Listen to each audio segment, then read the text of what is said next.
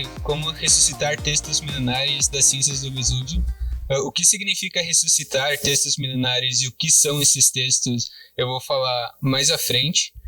Eu sou o Elian, eu estou representando o time que está na tela. A gente participou de uma competição Vesuvius Challenge, e o que é essa competição também eu vou falar um pouquinho mais para frente, porque antes, na verdade bem antes, a nossa história vai começar há 2.000 anos atrás, quando teve a erupção do vulcão Vesúvio, e essa erupção acabou levando mais famosamente a cidade de Pompeia, hoje onde é no sul da Itália, e a cidade foi coberta por lava, mas também atrás do vulcão, não por lava, mas por cinzas, a cidade de Herculano também foi coberta e foi totalmente soterrada. E ela ficou soterrada por muito tempo, e é interessante que nessa cidade de Herculano tinha uma vila. Essa vila a gente pensa que seja do padrasto do imperador Júlio César. É uma vila bastante rica, bastante importante. Aqui mostra uma reconstrução dessa vila feita em Los Angeles em escala real, que dá para ver que realmente é uma vila bastante nobre. E ela ficou desaparecida por quase 2.000 anos também, onde em 1750 tinha alguns fazendeiros que estavam tentando cavar um poço de água para tentar achar água mesmo, e eles acabaram encontrando estatuetas de bronze, e essas estatuetas levaram eles a cavar um pouquinho mais em busca de riqueza. Eles acabaram encontrando, além de muitas estatuetas, eles encontraram a vila, encontraram também frescos, que são essas pinturas nas paredes. Eles encontraram alguns objetos que eles achavam que eram madeiras carbonizadas, ou alguma coisa que eles não tinham muita noção do que era. E eles encontraram muitos dessas madeiras, desses objetos, eles realmente não faziam ideia, para eles não tinha nenhuma utilidade. Então, quando eles encontravam isso, eles geralmente enterravam de novo, jogavam fora, porque não era do interesse dele. Mas, até que alguém, um dia eu acho que a história diz que alguém derrubou e encontrou letras escritas, e então eles viram que, na verdade, essas madeiras eram papiros carbonizados. E aqui mostra, por exemplo, o dano que um desses papiros poderia ter sofrido numa biblioteca quando as cinzas do vulcão entraram. E aqui dá para ver também, mais especificamente, o dano de um único papiro, o que pode acontecer quando as cinzas vêm no vulcão. Aqui mostra também uma foto mais de perto de como é esses papiros. E o porquê que é interessante estudar esses papiros? Bom, a gente não tem muito conhecimento da antiguidade hoje, são muitos poucos textos ou fragmentos que ficaram disponíveis para a gente, muitos deles eram reescritos na época medieval, e se a gente conseguir ler esses papiros, a gente teria uma fonte original, uma única biblioteca que a gente conhece da antiguidade, que é completa, e então, em termos de conhecimento da antiguidade, isso seria muito bom. E então vem a pergunta, que é como que a gente faz para ler esses papiros. A primeira tentativa foi tentar pegar o papiro e tentar simplesmente tirar com a mão pedaços desse papiro e tentar ler o que estava escrito, tentar desenrolar com a mão. Mas vocês podem imaginar, quem estava em São Paulo nessas últimas semanas, que isso é quase como uma fuligem que cai do céu. Se você tenta pegar a fuligem, mais ou menos quando você manuseia, ela vai se desfazer por completo. Então qualquer tentativa de você tentar abrir esses papiros não funciona, porque você acaba destruindo, e a gente não quer isso. Foi feita muitas máquinas, muitas tentativas de outros métodos para tentar ler, máquinas que tentavam abrir de maneira mais suave. Tinham técnicas que usavam facas, o pessoal pegava o papiro e escrevia o que eles conseguiam ver, pegavam a faca, eles tiravam uma camada, eles liam o que estava escrito na outra camada, escreviam, transcreviam e ficavam repetindo isso. Então, quando você fazia isso, o papiro simplesmente era totalmente destruído também. Tinha outros métodos que eram você imergir em fluido esse papiro para você tentar separar as camadas e ficar mais fácil de ver, mas todos esses métodos acabam destruindo o papiro, que é algo que a gente não gostaria. Então a outra pergunta, que é o que a gente faz para ler esses papiros sem destruir eles.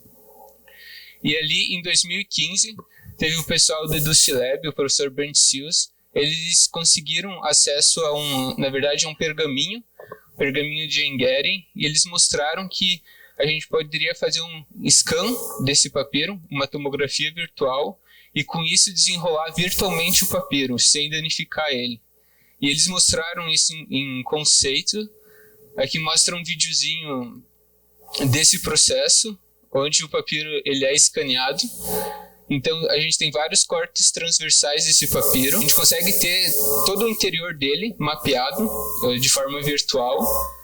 E o que resta para a gente usar isso, desenrolar de forma virtual para conseguir tentar ler o que está escrito dentro dele.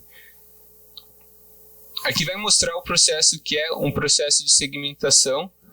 Essa linha curva, ela é passada por uma linha reta e ela forma uma superfície. Essa superfície por exemplo, uma folha desse papiro. E quando você faz isso, você consegue, então, de certa forma, desenrolar uma parte do papiro. Esse papiro em específico, você consegue texturizar ele de forma direta, porque a tinta é metal. E essa tinta sendo metal, e aqui é um pergaminho, ele é carbono, tem um contraste muito grande que na tomografia você consegue simplesmente ver a tinta de forma muito fácil. E quando você tem essa superfície, basta você então desenrolar ela, você deixar ela plana, e ali você vai ter como se você tivesse aberto o papiro na realidade, só que foi feito totalmente virtual. E quando você faz isso para várias daquelas linhas curvas, você consegue montar o papiro inteiro. E esse é o primeiro papiro que foi desenrolado virtualmente. Na verdade, isso aqui é um pergaminho, desculpa. E ele é um pergaminho bíblico, o texto é hebraico. E isso mostrou que, de fato, é possível você conseguir ler esses papiros. Aqui mostra uma foto do papiro totalmente descoberto. E agora a gente pode pensar, dado que isso funcionou para esse pergaminho, a gente pode só repetir para os papiros de Herculano, e a gente pode ver que a resposta não é tão fácil quando a gente olha para um pedaço de fragmento. Esse fragmento pode pensar que alguém tentou abrir o papiro com a mão, pegou um pedacinho desse papiro, e aqui é uma foto disso. Você consegue, isso aqui é o que a gente veria com os olhos mesmo, a gente vê claramente que existem letras ali. Para ficar mais claro isso, a gente poderia tirar uma foto com infravermelho, e aqui dá para ver que o contraste da tinta com o papiro é muito forte. O problema do infravermelho é que ele não consegue penetrar muito no papiro. Então você não conseguiria pegar o rolo de papiro e fazer uma tomografia de infravermelho. Mas o que penetra são raios X. E o raio X ele consegue atravessar totalmente o papiro. Só que ao contrário do que a gente viu antes, os papiros de Herculano têm a tinta também de carbono.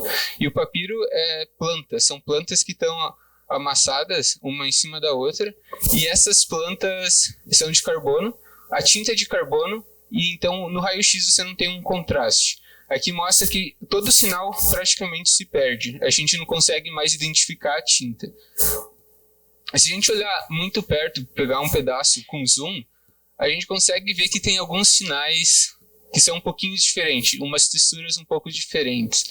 Aqui mostra uma comparação lado a lado da onde estão essas texturas. Não, é algo bastante sutil, é difícil de você ver com os olhos. Uma que fica um pouco mais clara. Dá para ver que o papiro em si, onde é só a superfície sem a tinta, tem uma textura diferente de onde tem esse X, desse X. E agora a gente pode pensar, bom, se é muito sutil, como que a gente poderia fazer para ler isso de forma melhor ou com maior escala? E a gente poderia pensar, será que um computador conseguiria identificar esses sinais de tinta em vez da gente ter que olhar? E a resposta é que sim. Aqui na esquerda a gente vê, é um exemplo que foi feito com um fragmento de Herculano também, que na esquerda tem o que é esperado do modelo, e na direita tem a predição do modelo. A gente vê que não é uma predição muito boa, mas tem várias letras que surgem dali. E isso mostrou, de fato, que um computador conseguiria ler o que está escrito nesses papiros. Isso já é um avanço por si só, e a pergunta é como que um computador consegue fazer isso? E a resposta viria com redes neurais. Você consegue, aqui é um exemplo de uma rede neural sendo treinada num desses fragmentos. Esse fragmento vai ser dividido em vários cubinhos muito pequenos, e se a gente tem a foto com infravermelho, a gente consegue sobrepor com o scan em raio-x, e consegue usar a foto de infravermelho como rótulo, como dados de treinamento, para fazer uma comparação com o que está no papiro e o que a gente sabe que é a resposta verdadeira. E se a gente fizer isso, ensinar aqui para rede neural, para essa palestra, basta saber que é uma caixa preta que ela vai aprender os sinais que você vai mandar para ela. Nesse caso, a gente vai querer fazer com que um pedaço daqueles scans de raio-x seja mapeado num pedacinho de tinta. E se você fizer isso, a gente pode aplicar esse modelo que foi aprendido num segmento num outro segmento que a gente não conhece, a gente não sabe onde tem tinta. E fazendo isso, é possível identificar, então, tinta em fragmentos onde esse modelo não foi treinado. Assim também mostrando que é possível você, de fato, ler o que está escrito nesses segmentos. E esse problema até então estava na academia, mas esse problema saiu da academia quando uma nova iniciativa surgiu para tentar ler o que está escrito nesses papiros, que é então o Vesuvius Challenge. O Vesuvius Challenge é uma competição que foi aberta ao público. Ela foi financiada pelo Ned Friedman e Daniel Gross, junto com o professor Brent Seals, que é o professor que está dentro dessa pesquisa há muitos anos. E eles financiaram essa pesquisa para tentar fazer com que o público em geral conseguisse tentar solucionar esse problema, para a gente conseguir fazer com que para a gente conseguir ler esses textos de forma mais rápida. E isso foi a primeira parte desse desafio. Entrou no Kaggle, onde a competição era para chamar o pessoal, então foi tentar criar modelos para tentar descobrir tinta nos fragmentos, não no papiro em si, mas nos fragmentos. Isso foi feito, só que o que a gente gostaria de fazer era sair desses fragmentos e passar para o papiro inteiro, o papiro completo. E a gente pode pensar como que a gente poderia generalizar isso para o papiro fechado. Então, a primeira parte, a gente precisaria criar aquelas superfícies, igual a gente viu no vídeo, e para a gente tentar desenrolar esse papiro, e dado que a gente tem uma folha desenrolada, tentar encontrar os sinais dentro dessa folha. Aqui mostra um videozinho mais animado de como seria esse processo, e aqui mostraria como a gente poderia sair, por exemplo, da letra P totalmente enrolada para uma imagem, no caso, plana. Aqui, essa linha que está em círculos em caracol, ela é espichada e os pixels são mapeados de forma reta, igual mostra ali na direita, e a gente consegue recuperar os textos dessa forma. O problema é que, para a gente fazer essa linha para o papiro, os papiros de Herculano, especificamente, é muito difícil. Isso aqui são cortes transversais de raio-x do papiro. A gente consegue ver que tem lugar nesse papiro que é tudo muito comprimido. A geometria não favorece a gente a conseguir desenhar essas linhas. São poucos lugares que a gente consegue desenhar essa linha, seguir bem certinho, porque a gente tem que seguir a folha, e essa folha tem que seguir por muitos e muitos cortes transversais para a gente conseguir criar uma superfície e depois desenrolar ela. Então, como a geometria ela não favorece muito, a gente teria que pensar em formas de fazer isso. Aqui é um exemplo de como que o computador e o ser humano trabalham juntos para fazer isso. O ser humano ele começa desenhando em linhas que são fáceis, são bastante discerníveis para a gente. Ele começa desenhando vários pontos e tem um algoritmo que consegue pegar esses pontos e extrapolar de pouquinho em pouquinho para a gente criar uma superfície. Esse aqui é um exemplo. Essa linha em vermelha seria o exemplo de uma dessas linhas. Seria um pedaço de folha que estava enrolado. Então alguém foi lá, selecionou todos esses pontos em vermelhas e o algoritmo dá algo plano como está o equivalente na foto na direita. Só que, claro, ali já tem letras e tudo mais, mas o que esse algoritmo de segmentação faz, que é o algoritmo de planificação, ele não dá imagens assim. E esse problema de segmentar, você conseguir desenrolar um problema por si só, bastante complicado. Eu não vou falar muito nessa palestra, mas se alguém tiver interesse pode dar uma pesquisada a mais. Mas o resultado do programa são imagens como essa. E essas imagens são o que era passado para a gente na competição. Então, o pessoal do Vesuvius Challenge ele criou, contratou um time para fazer esse desenrolar. Eles criavam esses segmentos planos. Esses segmentos planos eram o que a gente tinha que tentar usar para encontrar tinta neles. Mas quando a gente olha, consegue ver quase nada. São imagens que parecem apenas ruídos, não fazem muito sentido. Aqui tem um pouquinho, uma foto em maior resolução. e por muito tempo ninguém conseguia sair dos fragmentos e vir para esses segmentos e encontrar imagem, encontrar letras ou encontrar sinal de tinta. Demorou meses, e aqui por exemplo, se a gente dá um zoom, também aparentemente não tem nada escrito, mas se a gente dá um zoom um pouquinho maior, começa a aparecer uma textura que é um pouco mais característica do que o papiro sem a tinta. E isso demorou meses para alguém conseguir ver. Se vocês perceberem aqui, seria um pi. Essa é a textura que foi encontrada. E demorou meses para isso ser encontrado. E essa textura foi chamada de crackle. E foi o Casey Handmer que foi a pessoa que descobriu isso, olhando por muito tempo pelas figuras. Muito tempo ele ficava passando até ele encontrar isso daqui. Aqui mostra o exemplo de um outro pi. E depois então, a gente poderia pensar, dado que a gente consegue saber que esses crackles aparentemente são sinais de tinta, será que a gente conseguiria... Ainda assim, a gente consegue ver, mas os segmentos são muito, muito grandes. É muito difícil da gente olhar para os segmentos e saber e conseguir mapear muitos desses crackles. Então, a gente poderia pensar da mesma forma que pensamos antes, será que um computador conseguiria detectar esses crackles? E como faria isso? A gente pode voltar para a mesma ideia, que é usar rede neural, e a gente poderia começar com poucos sinais de crackle, poucos sinais dessas texturas diferentes, e tentar ensinar o modelo a aprender isso. Isso foi feito, e ali saiu a primeira palavra de todos os segmentos, que é a palavra porfírias, é púrpura, roxo em português. E isso foi feito pelo Luke Youssef Casey.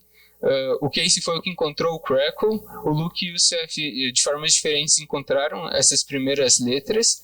E a ideia, depois disso, como se mostrou que era possível, a gente queria escalar desses pequenos segmentos para o resto do papiro, para a gente encontrar mais textos. Aqui foi uma palavra, mas isso aqui é apenas um pedacinho. Então, a gente pode pensar como que a gente poderia escalar isso.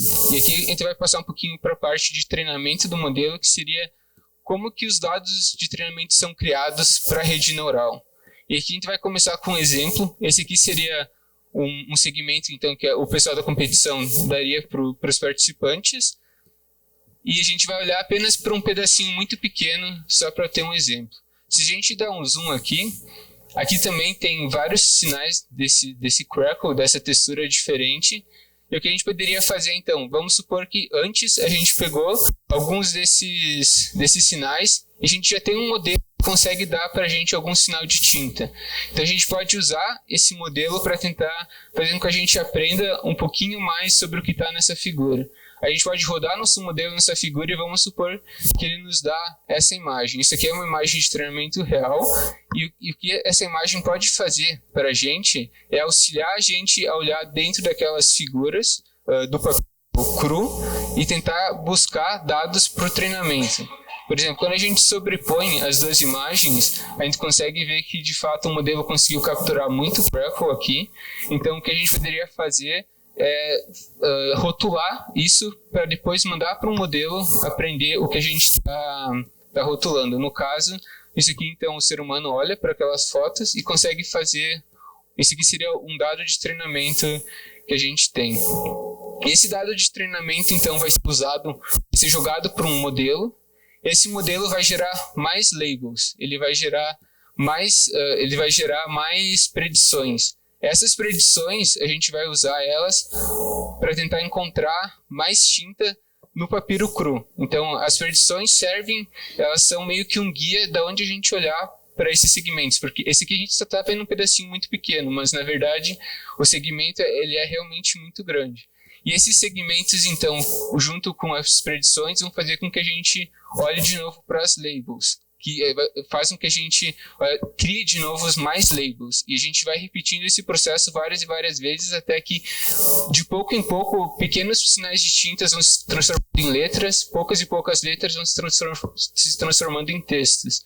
E, dado que a gente sabe, então, como que os dados são criados, a gente vai tentar focar um pouco agora em como que o modelo vai processar esses dados. Agora a gente tem a label, a gente tem os dados de treinamento e a gente também tem o papiro. Uma forma que a gente pode pensar que geralmente é feita em visão computacional. A gente pode pegar um pedaço de papiro, um pedaço de label e dividir elas em pedaços grandes, por exemplo. E a gente pode ensinar um modelo de inteligência artificial a aprender as formas, os desenhos dessas letras. Mas o interessante é que com os métodos atuais que a gente tem, quando a gente faz isso, o resultado não é muito bom. Isso aqui não sei se alguém sabe um pouco de grego vai ver que não faz muito sentido. Ali tem um M que não tem essas formas não existem basicamente na letra grega, e o que a gente gostaria era ter um modelo que seja capaz de criar textos e que ele não deveria alucinar, não deveria dar erros, porque o que a gente quer é que papirologistas usem esses dados de transcrever o que estava escrito dentro desses papiros. Então a gente pode pensar como que a gente faz para gerar resultados confiáveis. A gente não quer que ele dependa da forma. A gente pode dividir, em vez de dividir em pedaços muito grandes, a gente pode dividir em pedaços muito pequenos. E a gente dá esses pedaços muito pequenos para a rede neural aprender. E quando a gente faz isso, a gente pode pedir também para que a rede neural dê pedaços muito pequenos para a gente também. E por mais que aqui essa imagem não está tão contínua igual a outra, o formato é claramente diferente. E aqui é muito mais confiável porque o que o modelo está aprendendo e está dando para a gente não é um contexto de formas de tamanhos de letra inteira. Ele está dando pedacinho por pedacinho, igual aqui nessa figura mostra. Então, como ele não tem, cada pedaço é independente entre si, a gente tem uma certeza muito maior do que o que está escrito aqui é de fato verdade. Quando a gente compara com a parte de cima, a gente vê que quando esses pedaços estão todos contínuos e juntos, ali, por exemplo, deveria ser um O, que é esse omicron ali no meio. E o interessante é que, fazendo isso também, a gente não precisaria ter dados tão completos de rótulo. O que eu quero dizer com isso é, imagina esse exemplo que a gente tem, a nossa label aqui. Aqui a gente não fez, ali por exemplo, ali na direita seria um row.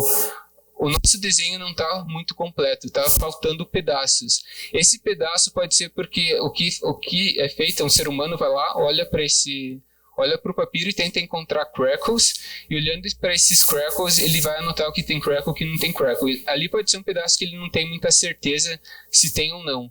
Então, se a gente mandar assim, e a gente falar tudo que é preto é não tinta e tudo que é branco é tinta, o modelo pode, se a gente fizer isso muitas vezes, ele pode se confundir em pedaços que a gente tem dúvidas. E a gente não pode também ter certeza, por exemplo, que ali vai estar completando se a gente não está vendo o crackle. Então, uma coisa que a gente poderia fazer é simplesmente dar dados da onde tem tinta, dados pequenos da onde a gente tem certeza que tem tinta. Só que, e a vantagem disso é que a gente não precisa fazer letras completas na hora de rotular. A gente pode, por exemplo, isso aqui é uma label que a gente usou de treinamento, onde tem poucas letras inteiras, poucas letras identificáveis, mas tem muitos dados que são meio jogados. Tem vários pedaços de crackle por todo o lugar. Isso aqui acaba generalizando um pouco também os dados de treino, o que é bom para a rede conseguir aprender mais. E só que tem um problema que se a gente só dá tinta, como que ele vai saber o que não é tinta? E para isso a gente pode usar o fator que a gente sabe que os papiros, todos têm a mesma noção, que eles têm várias colunas de texto, espaço em branco e várias colunas de texto. Aparentemente todo papiro é assim. E a gente pode usar esse fato e, claro, conferindo se não tem crackle mesmo, usar essas colunas como espaço de onde não tem tinta, usar também entre duas linhas de texto, a gente sabe que não tem tinta, então a gente pode usar isso como informação para o modelo do que não é tinta. Então, no final, o que o modelo acaba vendo seria algo assim, onde a gente dá para ele com certeza aonde tem tinta, onde não tem tinta, e sempre pedaços muito pequenos. E fazendo isso, a gente consegue também, de certa forma, balancear muito bem o nosso dataset, por causa que aqui a gente vai ter o controle total da porcentagem de dados onde tem tinta e onde não tem. E falando especificamente um pouco do modelo que a gente usou, essa imagem é o mesmo fluxo que tinha sido feito antes, só que agora eu dei nome ao modelo, que seria o MedNext. Ele é um modelo de segmentação médica.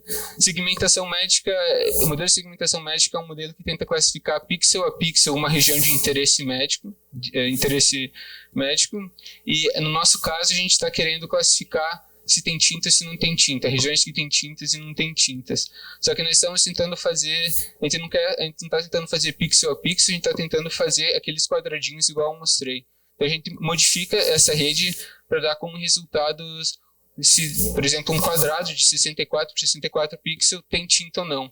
E fazendo isso, o resultado que a gente tem é uma imagem como essa imagem não está limpa, ela é uma imagem, não tem nem threshold, não tem nada, dá para ver que tem bastante ruído, mas dá para ver que tem muita letra que a gente consegue discernir muito bem. Mas a gente, como ser humano, olhando para isso, não é muito fácil da gente ver. Então, a gente fez uma segunda etapa, que é... A gente pegou esses dados e limpou e criamos um dataset sintético com isso, onde a gente, depois de limpar, a gente faz várias modificações para a imagem, a gente contorce, a gente faz várias transformações para ela, a gente aplica para um segundo modelo. Esse segundo modelo é o mesmo modelo que foi usado para fazer aprender anteriormente na primeira etapa, que foi encontrar a primeira palavra. Então, a gente usou o mesmo modelo porque ele já era um modelo que estava consolidado dentro da competição, e o objetivo desse modelo não era fazer com que a gente aprendesse mais tinta. A gente só queria que esse modelo suavizasse um pouco mais os resultados, fizesse pixel a pixel, e a gente não quer então que generalize, a gente só quer pegar os resultados que a gente tinha e transpor isso para uma foto um pouquinho mais bonitinha. E fazendo isso a gente obtém esse resultado. Esse foi o resultado que a gente enviou para a competição. Isso aqui representa mais ou menos 5% do papiro, e aqui tem um pouquinho mais com zoom. Aqui seria o fim do papiro, essa aqui é uma imagem com um pouquinho mais alta resolução, aqui a gente consegue ver que comparado àquela imagem que a gente tinha antes, aqui já fica fica bem mais claro o que seria o texto e as letras. O interessante é que esse texto foi mandado para papirologistas e eles conseguiram de fato transcrever usando várias submissões da competição inteira. Eles conseguiram transcrever esse texto e eles descobriram que esse texto é um texto inédito. Esse é um texto que ninguém tinha visto antes. A gente sabe, eles já têm uma suposição de que quem escreveu isso foi Filodemos, e muitos dos textos que tinham lá em Herculano vêm de Filodemos. Filodemos escreve sobre filosofia de Epicuro, e esse texto ele tem o tema central sobre prazer, que o prazer é entendido como o bem maior dentro da filosofia de Epicuro. Ele tenta relacionar se, por exemplo, coisas que têm maior abundância, ter mais abundância reflete em ter mais prazer, e ele faz ele usa isso como tema do papiro. Além disso, eles descobriram ali nomes que refletem a pessoal possíveis músicos da era grega, e é legal que no fim do papiro tem uma aparente rixa porque os estoicos e os epicuristas eles têm uma rixa, e aqui eles fazem meio que um comentário que, bom, os estoicos eles não se preocupam muito com o que a gente acha que é muito fundamental como o prazer. Então eles jogam um pouquinho de culpa para os estoicos. E isso é interessante também, voltando a falar do porquê que é bom a gente ler esses papiros, é que são centenas deles que a gente tem acesso. Só que eles são todos trancados. E se essa é uma possibilidade de a gente ler, isso vai fazer com que a gente conheça muito mais coisas sobre a antiguidade. A gente não sabe exatamente o que tem nos papiros. Muita gente acha que vai ter novos textos Tem gente que acha que vai ter novos textos de Aristóteles, alguma coisa assim, ninguém sabe, mas é interessante pelo menos a gente tentar descobrir o que está dentro disso. Isso aqui já é mais conhecimento. Se a gente conseguir ler todos, é mais conhecimento do que a gente tem acesso hoje. E com isso eu queria, então, só fazer mais um agradecimento. Esse foi o time que participou comigo na competição.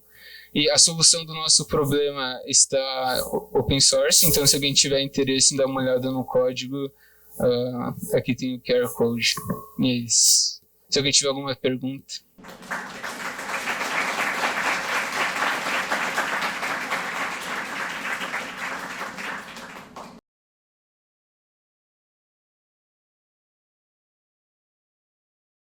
O que a gente fez a Inception só serviu mais para realmente suavizar os dados, porque ela não tem, pelo menos da forma que a gente testou, a gente não conseguiu uma capacidade de generalização igual a MedNext. A MedNext tem dentro dela tem várias propriedades, ela foi feita para segmento médico e os papiros, as imagens têm alguma relação com esse meio médico, então ele é uma rede que se adequou muito mais aos dados, então ela foi usada para fazer essa generalização.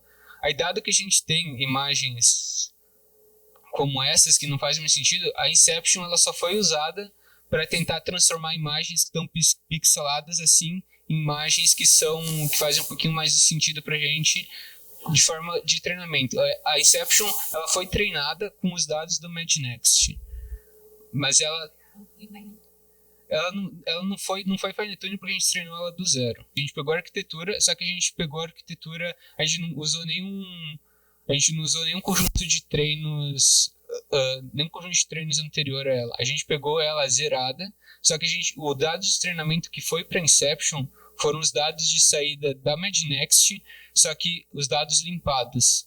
E aí a gente fez uma segmentação, aí foi pixel a pixel, porque nesse caso a gente acabou limpando os dados, a gente tirou muito do ruído de fora, e como a gente tirou a parte que a gente tinha, dos dados que a gente tinha, quando a gente faz isso, essa segmentação pixel a pixel funciona muito melhor do que a gente tivesse feito desde o início. Mas ela foi treinada do zero, ela não teve nada como base anterior, só os dados da MedNext. A gente usou um data augmentation variável, que a gente definiu uma certa função, e essa função a gente começou... Primeiro, a gente deixou quase sem data augmentation, sem nenhum tipo de contorção, sem nada.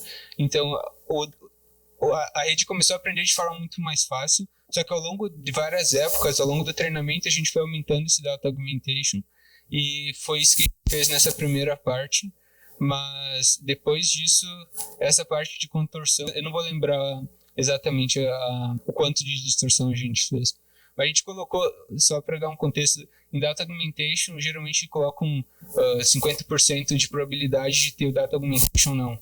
O que a gente fez foi, a gente foi escalando até 80%.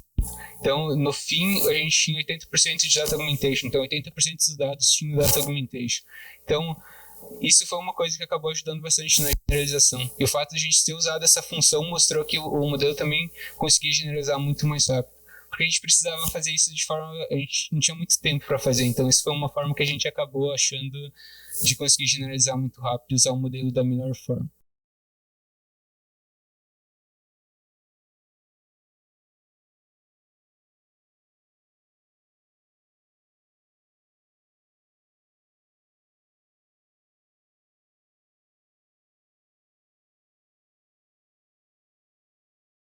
Então, eu conheci o Vesuvius foi por um tweet do Net.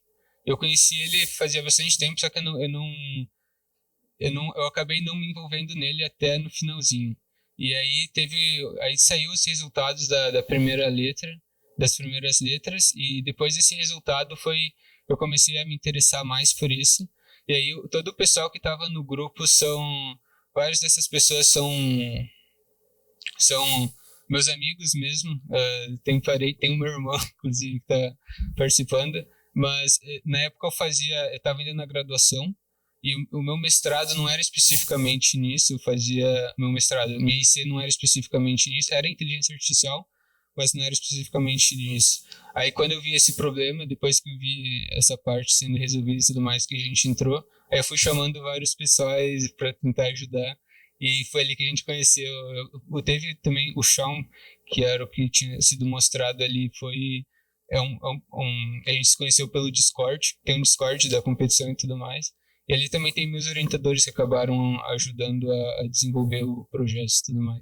Mas a relação entre isso, eu tinha feito uma IC sobre detecção de padrão em texturas, e aí ano passado eu fazia IC misturando física com inteligência artificial, e aí agora eu tô meio que com os dois, assim, sabe?